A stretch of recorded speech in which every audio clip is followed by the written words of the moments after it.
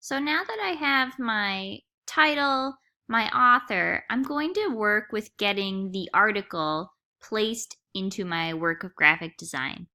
So anytime I'm working with a text box, I want to highlight it, and if I want to go into it and manipulate things, I need my type tool, which is the T. Grab my T. I'm going to get rid of the title and the author because I actually already have that in the article, so I don't need to worry about that. Anytime you make a mistake, I accidentally just deleted some text that I didn't mean to. You can do edit, undo, and that'll be handy to know because everybody makes mistakes, right? All right, so I've got this text box. I'm going to literally drag it on over and kind of see what I'm working with here. The things we struggle with most as graphic designers is how to do the spacing when we're adding in things like pictures, how much text is getting cut off, how do we need to make all that happen, and we have to keep it as short as possible. So there's lots of things to think about. Looking at my article, I may want to work with first the font size. So looking at it, it's only 10 point, which makes it hard for someone to read. So I'm going to zoom out here. I'm going to select the whole article, and I'm also going to change the font. I mean, Times New Roman is all right, but I think I'm going to work with one I like called Garmin. I just think it's elegant looking. I'm going to keep Garmin regular. Let's go in here. Come on, Garmin, where are you? I'm going to find it on my list. There you are. Garmin. And I want the font to be 12 point. And then I'm kind of good to go on that. You can see it's Garmin, it's at regular. I could make it bold, but then that makes it longer than it needs to be. And it's at 12 point. And I can see a ton of the article is getting cut off. So that's going to need to end up on the second page. So to get it over there, I'm going to go down to the bottom for the stuff that's getting cut off. I think I'm going to cut it off, add a new paragraph, just because that makes it really easy for the reader to read. And I'm going to do Command C. And I'm going to delete it so that I kind of know this is where this part ends. And I'm come on over here. I'm going to click. Now, if I just paste it, you can see the text box looks really weird. That's because it's trying to just put it in any shape. It doesn't understand that we want it to fit on this page. So I'm going to get rid of that.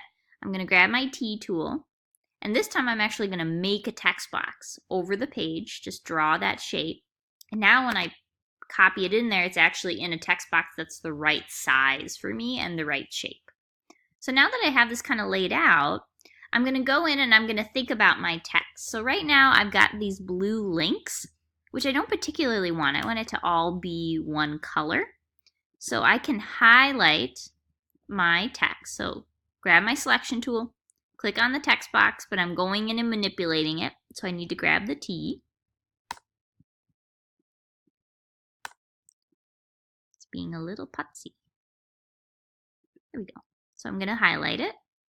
And then you can see there's this box here. This is the font color. If I double click on it, I'm going to do a really dark color. Hit OK. And now I look, all that blue is gone. It's all just nice and one color. I'm going to do the same thing over here. So selection tool, grab my T. I'm going to highlight the article. Double click on the box. Again, I'm just going to use dark font, use black. I can do any color I wanted as long as it's readable. And there we go. Now that looks a little bit better. Going into the article, I also probably need to indent these paragraphs since most paragraphs start with an indent. One thing we lose is a little bit of the formatting when we copy it over, and Colleen's writers spend a lot of time thinking about the formatting, so we don't want to undo the work they did. This is also a title, so I might want to make this stand out a bit. So I'm going to go over here and make it bold. And now it kind of pops a little bit. It says, here's the beginning of something new. And over here, I don't think I have anything to worry about with that, except I'm going to need to indent these. Here's a title, Kitten Statistics, so I'll make that bold too. Okay. Now looking at this, it's all right, but as graphic designers, how can we make stuff stand out? Pictures are always the way to go. So I'm going to save my progress, and I'm going to insert some pictures into my font.